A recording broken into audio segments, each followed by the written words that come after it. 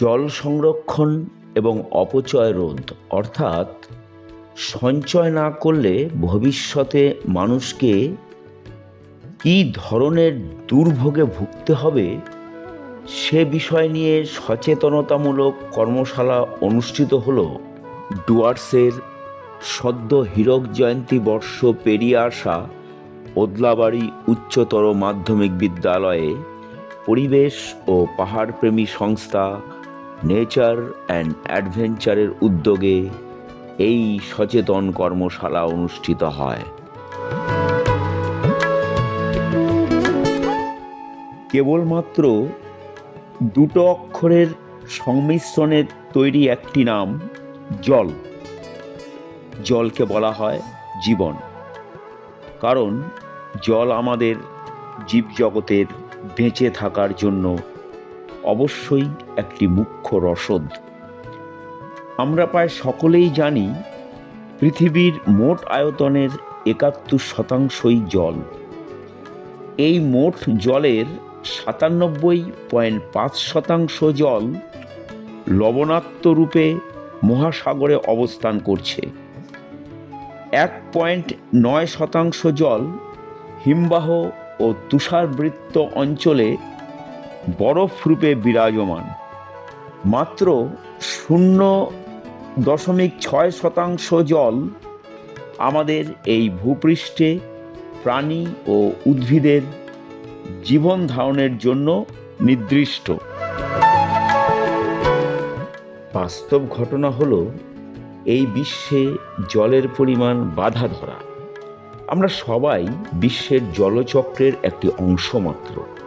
যেমন একটি জলভরা পাত্রে জল খরচের পর পাত্রটি যেমন শূন্য হয়ে যায়, তেমনি ভূপৃষ্ঠের গভীর জলের, যাকে বলা হয় ভৌমজল, পরিস্থিতি ঠিক সেই রকম। একটা দিন যাচ্ছে, জনসংখ্যা বাড়ছে ব্যাপক হারে। সামগ্রিকভাবে জলের চাহিদাও বাড়ছে বেশি পরিমাণে। সারা পৃথিবীর সাথে সাথে আমাদের দেশ ও রাজ্যের বিভিন্ন স্থানে জলের ঘাটতি শুরু হয়েছে বেশ অনেক দিন ধরেই। জলের যে কোনো দিন ঘাটতি হতে পারে কখনো আগে কল্পনা করতে পারেনি মানুষ। কিন্তু আজ পৃথিবীর বিভিন্ন দেশের সাথে সাথে আমাদের দেশ এবং রাজ্যের অনেক অংশের মানুষ তথা জীব এক কঠিন পরিস্থিতির সম্মুখীন। সচেতন না হলে ভবিষ্যতে এক ফোঁটা জলের জন্য হাহাকার করতে হবে, সেটা বেশ ভালোভাবে বুঝতে পেরেছেন শুভবুদ্ধি সম্পন্ন মানুষ তথা পরিবেশ ভাবনার মানুষেরা। জল সঞ্চয় এবং জলের অপচয় বন্ধ করার লক্ষ্যকে সামনে রেখে তোমাদের সাথে পানীয় জল নিয়ে ভাবনা শেয়ার করার জন্যই আজ এই সচেতন কর্মশালা। কি কি কারণে জল সংকট হচ্ছে? ভূগর্ভস্থ জল নির্বিচারে উত্তোলন, ব্যাপকভাবে সবুজ ধ্বংস অর্থাৎ গাছ কাটা, জলবায়ুর পরিবর্তন, পরিবেশ দূষণ, নগরায়ন ও শিল্পের কারখানার জন্য প্রচুর বনাঞ্চল ধ্বংস করা, জলাশয়গুলি ভরাট করা। জলাশয় হলো প্রকৃতির কিডনি। কিডনি যেমন মানুষের শরীরের বিপাকজাত বর্জ্য পদার্থ শরীর থেকে নিষ্কামন করে অর্থাৎ বের করে দিয়ে শরীরকে সুস্থ এবং সতেজ রাখে, জলাশয়ও তেমনি প্রকৃতির বর্জ্য পদার্থ পরিশোধন করে পরিবেশকে সুস্থ এবং স্বাভাবিক রাখে। স্বাভাবিকভাবেই কোনো জায়গায় বা জলাশয়ে ৬ মাস যদি জল থাকে, সেখানে আইন অনুযায়ী সেই জলাশয় ভরাট করা যায় না। অথচ আইনকে বুড়ো আঙুল দেখিয়ে সমস্ত জায়গায় আজ জলাভূমি ভরাট হয়েই চলেছে। জমিতে ব্যবহৃত রাসায়নিক সার এবং কীটনাশক জলকে দূষিত করে। কোনো কোনো জায়গায় এমনও দেখা যায় যেখানে পুকুর আছে, তার পাড়ে বা কাছাকাছি কোনো জায়গায় কাঁচা পায়খানা নির্মাণ করা, আবার বাড়ির ব্যবহৃত আবর্জনা এবং প্রাণীর মৃতদেহ জলকে দূষিত করে। জল সংকটের বা অপচয়ের আরেকটি বিশেষ বিষয় হল মানুষের অবিবেচক জীবনশৈলী। জল সংকটে আমাদের রাজ্যের পরিস্থিতি যদি দেখি, অবশ্যই দুটো জেলার নাম এখানে উঠে আসবে। জেলাগুলি হল পুরুলিয়া এবং বাঁকুড়া। এই দুই জেলার বিভিন্ন স্থানে, বিশেষ করে গ্রামে গঞ্জে জল সংকট তীব্র। গরমের সমস্যা আরও ভয়াবহ আকার ধারণ করে। আমাদের এই ভারতবর্ষে বিভিন্ন রাজ্যের পানীয় জলের ব্যাপক অভাব লক্ষ্য করা যায়। উত্তর পশ্চিমের রাজ্যগুলি যেমন পাঞ্জাব, হরিয়ানা, রাজস্থান, গুজরাট, আবার দক্ষিণ ভারতের অন্ধ্রপ্রদেশ, তামিলনাড়ু রাজ্যের জলসংকট বিশেষভাবে উল্লেখযোগ্য। এবার আমরা যদি পৃথিবীব্যাপী লক্ষ্য করি, তবে দেখা যায় Qatar, Israel, Lebanon, Iran, Jordan, Libya, Kuwait প্রভৃতি জায়গায় পানীয় জলের বিশেষ অভাব রয়েছে। খাদ্য হজম এবং বর্জ্য পদার্থ নিষ্কামন সর্বক্ষেত্রেই জলের বিশেষ প্রয়োজন। জল ছাড়া জীবন অচল। জনসংখ্যা বাড়ছে। আমাদের জাতীয় জলসম্পদ মন্ত্রকের national commission for integrated water resource ডেভেলপমেন্টের সমীক্ষা অনুযায়ী বর্তমান বছরে 2026-এ ভারতের জনসংখ্যা দাঁড়াচ্ছে 146 কোটি থেকে 147 কোটিতে। আরও জানা যাচ্ছে সমীক্ষা ছাড়িয়ে 148 কোটিতে পৌঁছাবার চরম সম্ভাবনা রয়েছে। 2050-এ সরল অঙ্কে সেটা দাঁড়াবে 165 থেকে 170 কোটি। এই পরিপ্রেক্ষিতে আগামী দিনে দেশের সকলের জন্য জলের যোগান দেওয়া এক জ্বলন্ত সমস্যা হয়ে দাঁড়াবে। জল সংকটের মুখ্য কারণগুলি উল্লেখ করেছি। এবার উল্লেখ করব আরেকটি বিশেষ বিষয়, যা আমাদের অনেকেরই সংকট বা অপচয়ের একটি বিশেষ কারণ। আমাদের দৈনন্দিন জীবনে জলের অপচয়। সকালবেলায় মুখ ধোয়ার সময়, অর্থাৎ দাঁত ব্রাশ করার পর আমরা অনেকেই অনেক জল নষ্ট করি। স্নান করার সময় জল ঢালতেই থাকি। আবার জল পান করার সময় শেষের দিকে অনেকেই বেশ কিছুটা জল ফেলে দিই। এটা আমাদের অনেকেরই দৈনন্দিন জীবনে অভ্যাসে দাঁড়িয়ে গেছে। সরকারিভাবে তৈরি রাস্তার ধারের বিভিন্ন ট্যাপ কলে যে পানীয় জল সরবরাহ করা হয়, সেই জল আমরা অনেকেই বেশি করে এনে ব্যবহারের পর বাড়তি জলটুকু ফেলে দিই। আবার অনেক সময় কলের ট্যাপ খোলা অবস্থায় দেখলেও বন্ধ করার প্রয়োজন মনে করে না অনেকেই। এভাবেও জলের অপচয় হয়। আমরা বারবার একটা কথাই বলছি, পানীয় জল অর্থাৎ মিঠা জলের ভাণ্ডার কিন্তু নির্দিষ্ট। ব্যবহার হচ্ছে আর কমছে। জনসংখ্যা যত বাড়ছে, জলের চাহিদাও ততই বাড়ছে ব্যাপক পরিমাণে।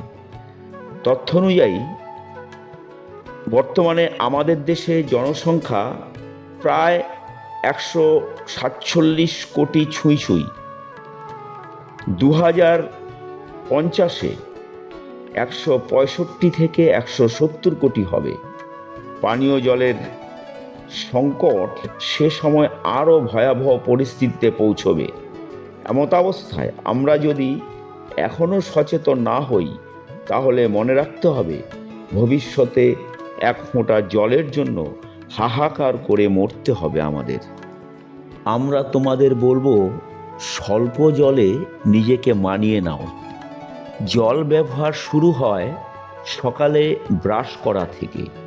চোখ মুখ ধোয়া এবং ব্রাশ করার জন্য যতটুকু জল প্রয়োজন আমরা ততটুকুই জল ব্যবহার করব। আমরা যখন জল পান করব আমরা তখন ততটুকুই জল নেব যাতে জল নষ্ট না হয়।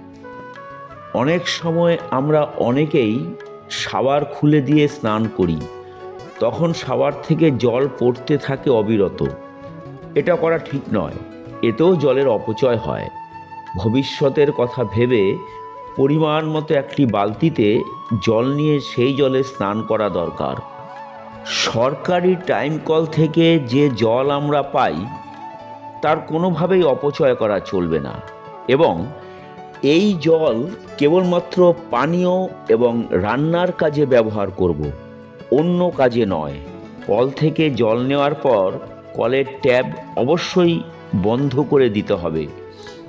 যদি কোনো সময় দেখা যায় যে কলের মুখ খোলা রয়েছে বা মুখ নেই, তখন অবশ্যই পিএইচই দপ্তরকে অর্থাৎ পাবলিক হেলথ ইঞ্জিনিয়ারিং দপ্তরকে খবর দিতে হবে। অন্যথায় কাঠের গুটকা বানিয়ে কলের মুখ বন্ধ করার উদ্যোগ নিতে হবে যাতে জলের অপচয় বন্ধ হয়। ভবিষ্যতের কথা মাথায় রেখে স্বল্প জলে নিজেকে মানিয়ে নিতে হবে। একদিনে 15 লিটার জলে সব কিছু কাজ যাতে সেরে নেওয়া যায়, প্রত্যেক মানুষকেই সেই বিষয়টি দেখতে হবে। এর বেশি জল খরচা বা ব্যবহার করলে ভবিষ্যতে জলের জন্য হাহাকার করতে হবে। বোতলজাত পানীয়র ক্ষেত্রে যেমন তার মেয়াদকালটি বোতলেই লেখা থাকে, যেমন 3 মাসের মধ্যেই সেই বোতলজাত পানীয় ব্যবহার করতে হয়। এভাবেই বোতলজাত পানীয় ব্যবহৃত হয়। সরকারি টাইম কলের জল সরাসরি বোতলে ভরে 5-6 দিন ব্যবহার করা যেতেই পারে। অন্যথায় যতটুকু প্রয়োজন ততটুকুই সরাসরি বোতলে ভরে নিতে হবে। বালতি বা খোলা পাত্রে জল না নেওয়াই ভালো, কারণ খোলা পরিষ্কার জলে ডেঙ্গুর মশা ডিম পাড়ে। বলা হচ্ছে 1 ফোঁটা জল সাশ্রয় মানে বর্তমান এবং ভবিষ্যৎ প্রজন্মের জন্য এই জল সাশ্রয়। এই সমস্যা নিয়ে আমাদের সবার আগে এখন থেকে চিন্তা করা উচিত। এই যে বর্ষার সময় এত বৃষ্টি হচ্ছে, সেই বৃষ্টির জল কিভাবে আমরা সংরক্ষণ করতে পারি এবং রান্নার কাজে এমনকি পানীয় হিসেবে ব্যবহার করতে পারি, সেটা নিয়ে আমাদের ভাববার সময় এসেছে। কারণ বৃষ্টির জল হলো সবচাইতে নিরাপদ এবং একেবারে বিশুদ্ধ। বাড়ির ছাদ বা মাটির নিচে পাইপের সাহায্যে বৃষ্টির জল যদি সংরক্ষণ করে রাখতে পারি, তাহলেও জলসংকট অনেকটাই কমে আসবে। মাঝে মাঝে সংরক্ষিত বৃষ্টির জলকে পরিশুদ্ধ করে নিতে হবে। যতদিন আমরা এই বৃষ্টির জল ব্যবহার করব, ততদিন ভূগর্ভস্থ জলে হাত পড়বে না। আমরা সকলে মিলে যদি এই কাজটি করতে পারি, তবে মাটির নিচে প্রচুর ভৌম জল সঞ্চিত হবে। জলাভূমি বা পুকুরকে বাঁচাতে হবে, যেখানে কোনো নোংরা বা বর্জ্য পদার্থ ফেলা যাবে না। সেই জলও পরিশোধন করে পানীয় হিসেবে ব্যবহার করা যায়। বিভিন্ন পদ্ধতিতে যদি আমরা সকলে মিলে সচেতন হয়ে জল সংরক্ষণ করতে পারি, তবে মাটির নিচে অর্থাৎ মাটির গভীরে যাকে ভৌম জল বলা হয়, সেই জলের চাপ কম পড়বে। এটা মনে রাখা দরকার। সেখানেও কিন্তু আজকাল রোগের জীবাণু ধরা পড়ছে, যেমন আর্সেনিক ক্লোরাইডযুক্ত জল পাওয়া যাচ্ছে। ভারতের 70% মানুষ দূষিত জল খেতে বাধ্য হয় এবং দেখা গেছে 80% মানুষ ও পশুর বিভিন্ন রোগের কারণ এবং মৃত্যু দূষিত জলের কারণে। আদিবাসী সম্প্রদায়ের করম পূজায় 4টি বিষয়কে সামনে রেখে করা হয়। সেটি হলো অরণ্য, ফসল, মাটি ও জল, যেটাকে বলা হয় প্রকৃতির পুজো। সুস্থ পরিবেশ রক্ষার্থে এই পূজা। প্রত্যেকটি বিষয়ের সঙ্গে প্রত্যেকের সম্পর্ক আছে। মাটি ভালো থাকলে ফসল ভালো হবে, যা খেয়ে প্রাণীজগৎ বাঁচবে। অরণ্য ভালো থাকলে পৃথিবীময় সুস্থ আবহাওয়া বিরাজ করবে। মাটি ভালো থাকলে ফসল ভালো হবে, যা খেয়ে প্রাণীজগৎ বাঁচবে। অরণ্য ভালো থাকলে পৃথিবীময় সুস্থ আবহাওয়া বিরাজ করবে এবং জল, যা জীবজগতের বাঁচার মুখ্য রসদ, সেটাও ঠিক থাকবে। আমরা তোমাদের বলবো, প্রকৃতির স্বার্থে যে পূজা, সে পূজায় গিয়ে সান্নিধ্য লাভ করো এবং অন্তরের অন্তঃস্থল থেকে শ্রদ্ধা জ্ঞাপন করো।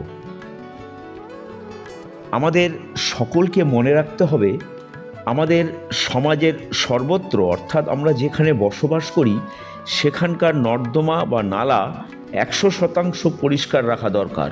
কারণ নালা বা নর্দমা দিয়ে বৃষ্টির জল প্রবাহিত হয়ে নদী বা পুকুরে গিয়ে পড়ে।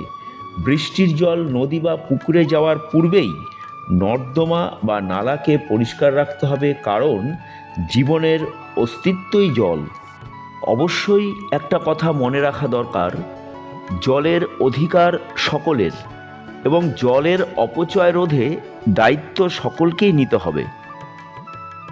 ভয়ঙ্কর থেকে ভয়ঙ্কর দিন হতে চলেছে আগামীতে, তাই পানীয় জলের এই বিষয়গুলো এক কান দিয়ে শুনে অন্য কান দিয়ে বের করে দিলে কালবৈশাখী ঝড়ের মতো দুমড়ে মুচড়ে শেষ করে দেবে জলবিহীন আমাদের সকলের জীবন তথা প্রাণ। তাই বাঁচতে এবং বাঁচাতে তোমাদের মতো ছাত্র এবং ছাত্রীদের মাধ্যমে সমস্ত ছাত্রছাত্রী এবং সমাজের সকল স্তরের মানুষের কাছে পৌঁছে দেওয়ার লক্ষ্যেই আজকের জল সংরক্ষণ এবং অপচয় রোধে আমাদের এই সচেতন কর্মশালা।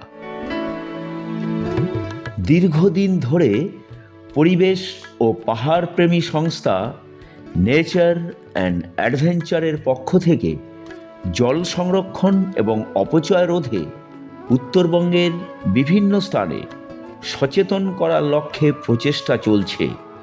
আজ ডুয়ার্সের ঐতিহ্যবাহী স্কুল, সদ্য 75 বর্ষ পেরোনো ওদলাবাড়ি উচ্চতর মাধ্যমিক বিদ্যালয়ে এই সচেতন কর্মশালা অনুষ্ঠিত হয়।